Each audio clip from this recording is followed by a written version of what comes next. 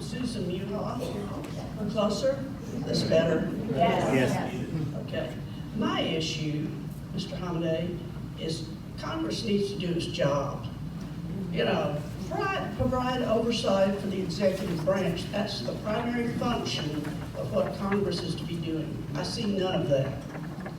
I also want to say, you know, the Congress approved a significant number of totally unqualified people for cabinet positions.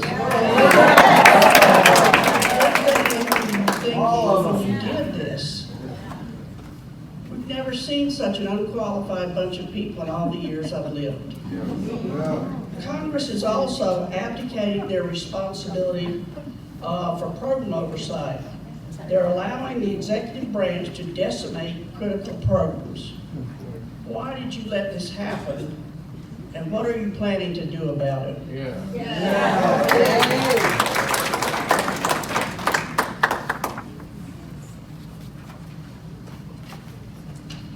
Hi, I'm Bonnie Oakes. I live in LD2, but I participated in the first Musker Us protest here in Surprise in February. So I posted about it on Twitter, and a lot of people responded and everything. So here's my question for Representative Hamadeh. Your congressional intern, Nico Delgado, called protesters at your Surprise office pedophiles on X, formerly known as Twitter.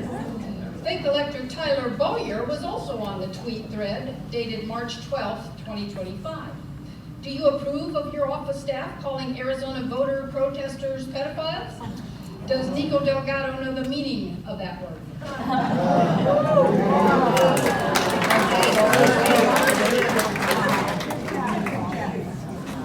I have to speak to an empty chair. My name is Bruce. I'm a veteran. I'm very proud, Vicki. Thank you, Bruce. In a war long ago in a tropical place. The thing I'm most proud of is that the soldiers and the NCOs and the lieutenants and the warrant officers that work for me helped me bring back all the soldiers that I was responsible for, 190 of them. Not one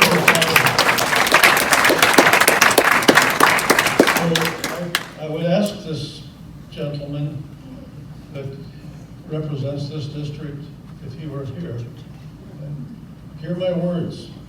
This county, Maricopa County, is the second largest county in veteran count and active duty count in the nation. And if you ignore the veterans much longer, you need to think a little bit more clearly.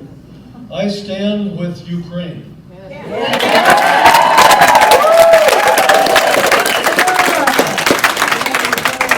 I beg of you, continue to provide intel, ammunition, weapons.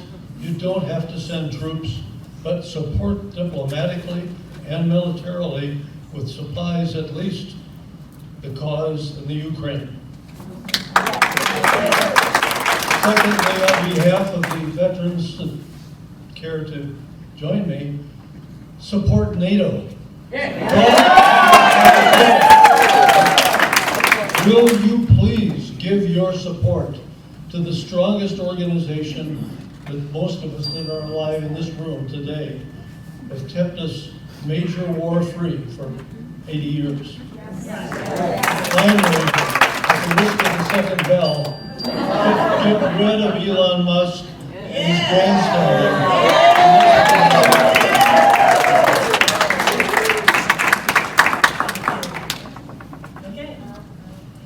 Okay, Mr. Hamadeh, I don't know what your religious persuasion is, but every human should have some Christian values. We have a saying that what you do for the least of my children, you do for me. And that is the way to get ahead in this world to the next world. So, as a Christian, I'm concerned that the white bigots will continue to suppress all minorities, and I suspect you've had some of that yourself, resulting in increased poverty, poor health care, lack of education opportunities, denial of rights, loss of home and country, and perhaps deportation to a life or a death of misery. How can I help to stop them And what can and will you do to stop them? Now, as I'm looking around the audience, I see we need to get a little diversity in our attendance. Otherwise, we're not going to get that bum out of office.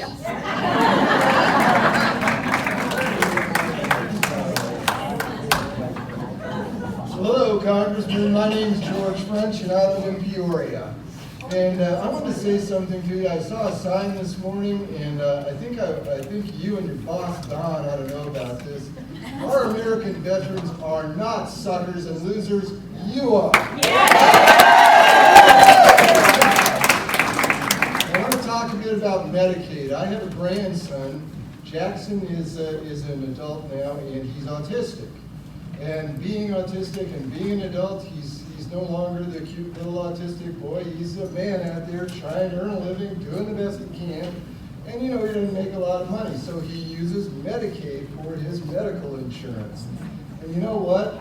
I've heard that you might get rid of his Medicaid. Now, I don't know what we could do because I'm not a wealthy man like you or your buddies, so I can't really pay for his health insurance.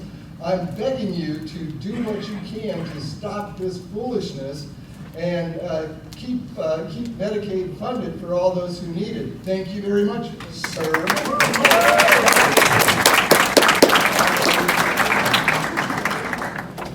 Hello, Mr. Representative. Since you don't want to be here and come meet us and know our name, I want to know your name. Speaking of the VA, I know a lot of veterans. You were in the military, supposedly you're a veteran, so you should feel the same way. Without the VA, a lot of my brothers and sisters won't be here today. With all the cuts that you're talking about doing, you should have some kind of feeling to stop it. So stand up. You took an oath, abide by it. You took an oath when you took office for the constituents in CD-8, abide by that, and stand up and be the man you're supposed to be.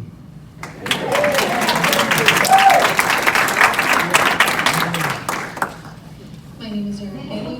I am a resident of Glendale, and Mr. Hamadeh, I am a child of the 70s, and I grew up learning that the United States was the great American melting pot. Some others have referred to it as a patchwork quilt, where people from other parts of the world could come who were looking for a better way of life. My own ancestors came from other countries looking for a better way of life.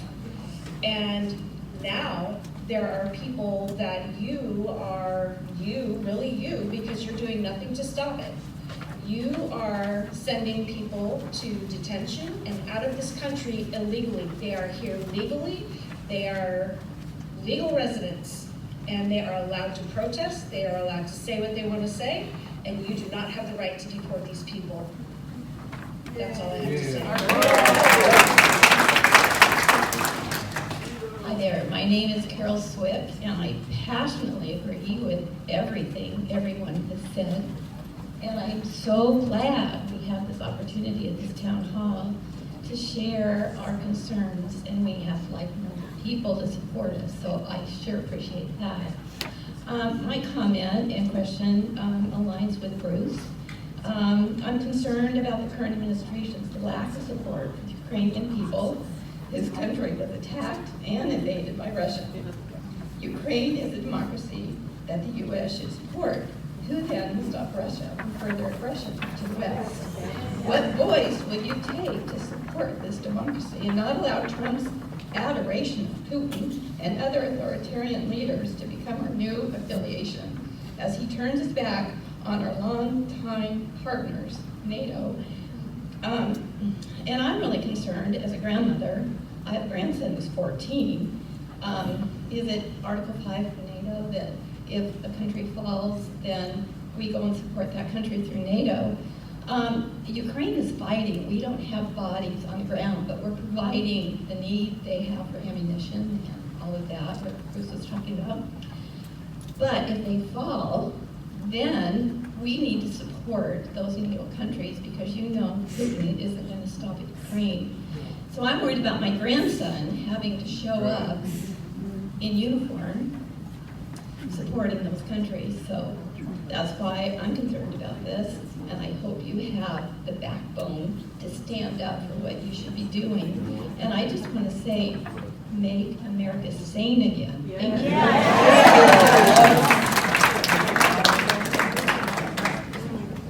Hi, Hamadeh. It's Sabrina. You recognize my voice from all my voicemail messages. I'm going to speak to something no one has yet tonight, the SAVE Act. I implore you to please vote no on the SAVE Act. You think you are sneaking when biased, you are not. We are not here for the patriarchy. We fight the patriarchy with every drop of blood we have. Page 14, it is in the SAVE Act that you have to have matching documentation of your birth certificate name to your name on your ID shown in person to vote, because you will no longer allow mail-in voting. This will impact 64,000 married women. You are suppressing female vote by doing this, and you know you are. The same way you know that by trying to overtake the USPS and take away our right to vote by mail-in ballot, you are suppressing vote of people who are unable to get to the polls. We have a safe and reliable voting system.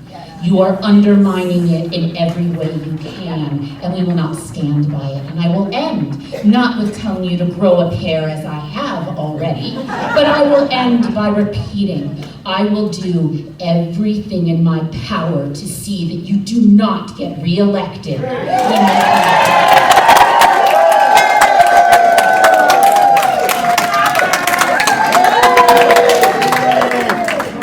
a hard act to follow. Representative Hamadeh, I have read that Project 2025 with the Heritage Foundation has been in the works for several years. It is designed to basically destroy the people of this country, to bankrupt us and our modest businesses so billionaires can come in and buy them for 3 cents on the dollar. It was never the goal of Project 2025 and Trump to make America great again. The only goal of Trump and his sycophants is to reduce us to servitude. The only people who will fight for democracy are the people who are fighting against Musk, Trump, and Putin. We will need to start a revolution, and it begins with all of us in this room and across the nation.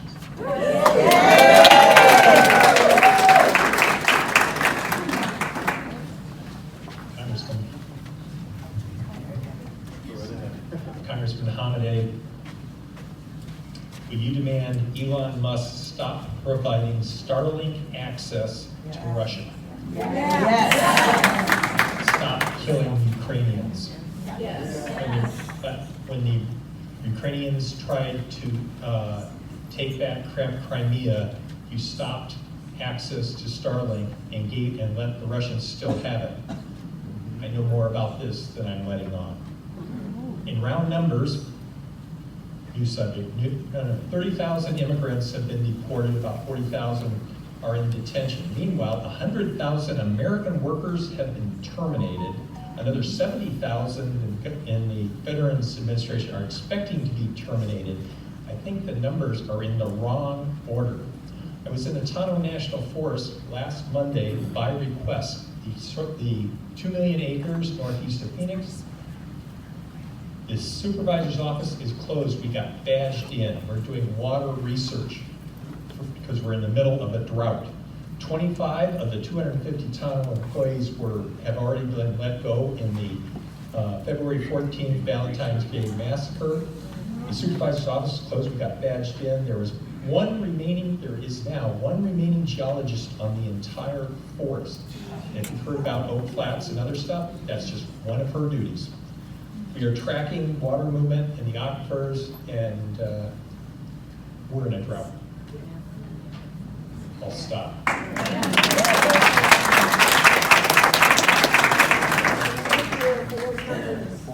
name is Jenny. I live in Peoria.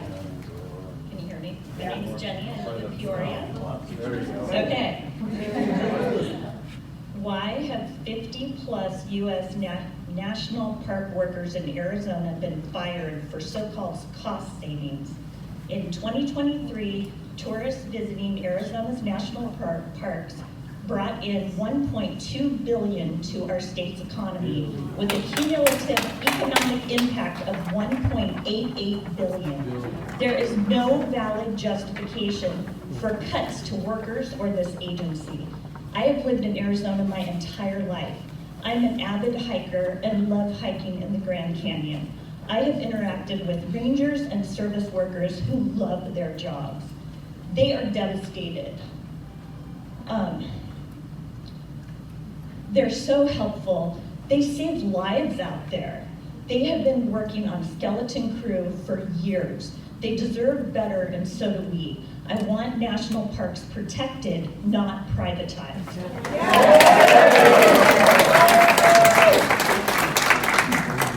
Hi, I'm Vicki from Glendale, and I wasn't going to talk because I'm just too emotional because everything that's going on is horrible.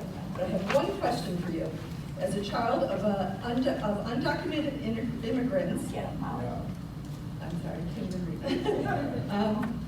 Who benefited from the birthright citizenship, are you willing to be deported?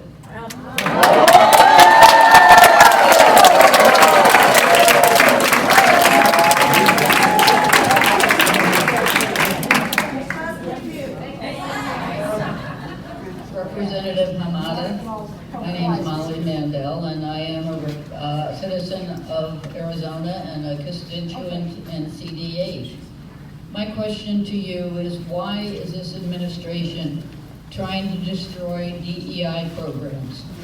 DEI programs are ways to combat generational and built-in discrimination that has plagued our nation for generations. It is the DEI programs that help protect, educate, and give respect to all minorities. It is highly being suggested that women in the military will be forbidden to be who they want to be, which is combat veterans. Their suggestion is that they aren't fit for those roles. That is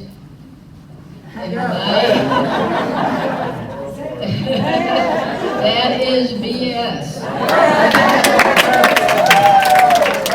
Women are very competent and dedicated military personnel and should be allowed to work in any position in the military.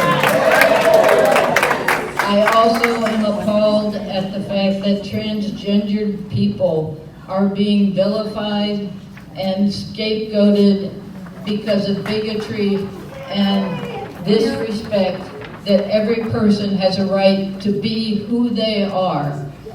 This administration wants to act as if they are a threat to our democracy.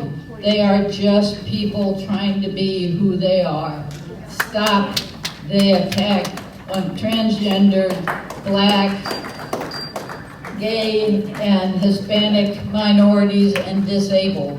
We are all Americans, and we are equal in the eyes of the law, and it's time for this administration and you to make that happen. Thank you.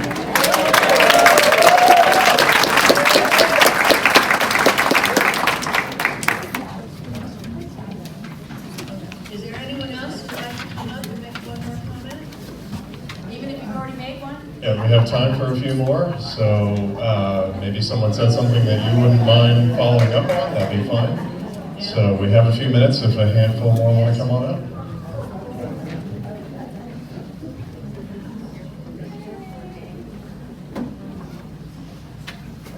My name is Larry Finkel. I am an Air Force veteran. And I would just like to know, Representative Hamadeh, how can you support a 34-time convicted felon, a pedophile, a sexual pervert, and someone who does not know how to tell the truth. He has been lying since the 1970s, trying to keep African American people out of his buildings in New York. He has lied upon lie, upon lie, upon lie, upon lie, upon lie, upon lie. The guy is just, I mean, how a woman could have voted for him is beyond my comprehension. When he was on that Access Hollywood tape, saying that he could touch a woman's genitals and get away with it because he was a star.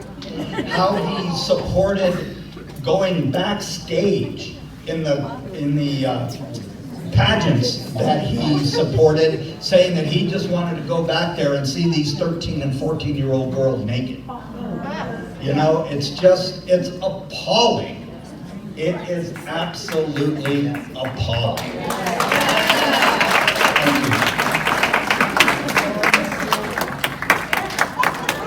Hi, my name is Heidi and I live in the Grand. And I'm here because we haven't had a mass shooting or a school shooting for a while. I graduated from Columbine High School. And I've been working on gun violence prevention for the last 26 years.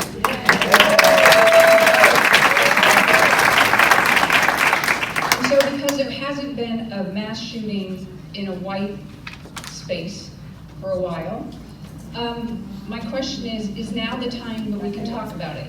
Because after every massacre, the constant theme is now's not the time. So is it the time now where we can talk about child access prevention laws that make it so that you can't have a loaded gun that's unsecured in a home where there's children? Is it now time to talk about bump stocks where we can make weapons into machine guns? Is now the time where we can talk about assault weapons and banning them so that we don't have access to so many high-powered rifles that kill so many people in one time?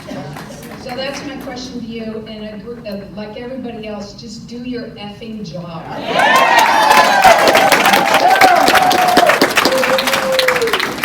Congressman, I can't even call you by name. You disgust me. I had a whole list of things I wanted to discuss with you that were very generic and universal, but one thing has not been discussed. We've discussed Social Security and Medicaid, but everybody in this room and pretty much everybody in your district is on Medicare.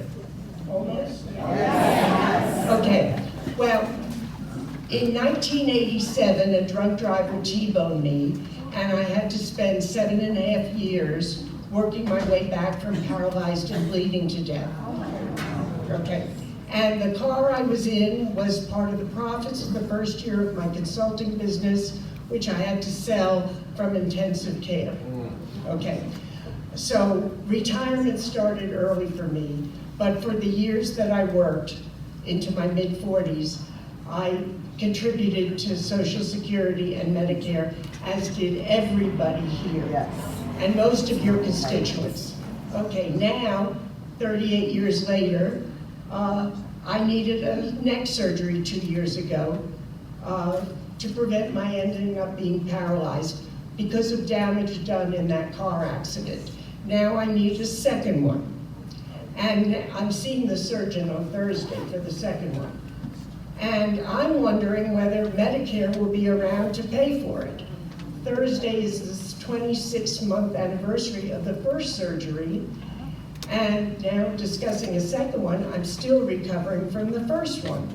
What are you going to do to assure every retired person in this country, all of the baby boomers who gave birth to you, that they will have their Medicare and their health insurance and their health care? Thank you.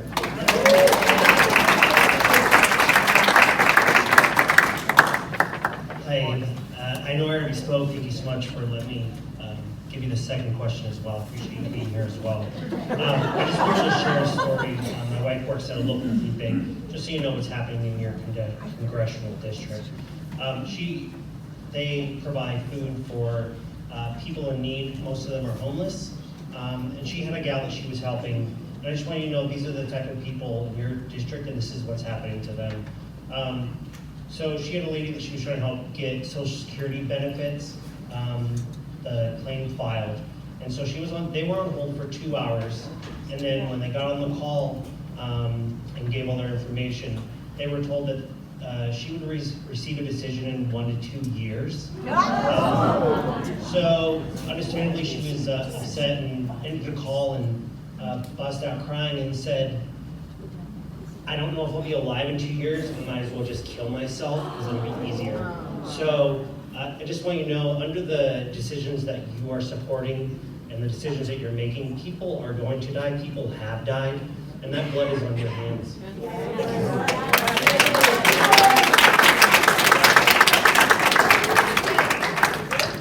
Anybody else? We have time for a couple more. Going once. Going twice. Okay. Thank you all so much. Thanks, Marty.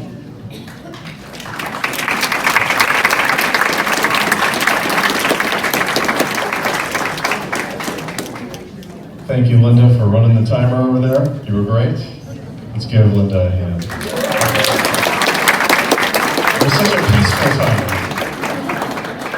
She was also our chicken, by the way. She was our chicken.